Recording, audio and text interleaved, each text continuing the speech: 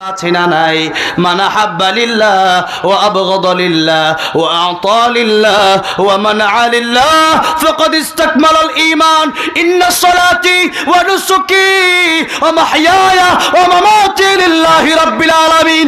আমাদের জীবন আমাদের মরণ সব হবে কার জন্য? আল্লাহর জন্য। আর আল্লাহর পক্ষে যারা থাকবে তাদেরকেও আমরা ভালোবাসতে রাজি আছি না নাই?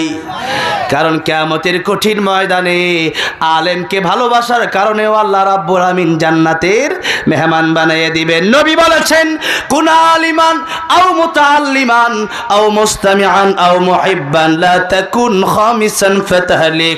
আলেম হয়ে যাও আর নয়তো আলেমের ছাত্র হয়ে যাও, তাও যদি না পড়ো আলেমকে বলে শোনো, তাও যদি এত ভালো না লাগে কমপক্ষে আলেমকে ঘৃণা করা যাবে না, আলেমকে অন্তর দিয়ে ভালোবাসার দরকার আছে না নাই?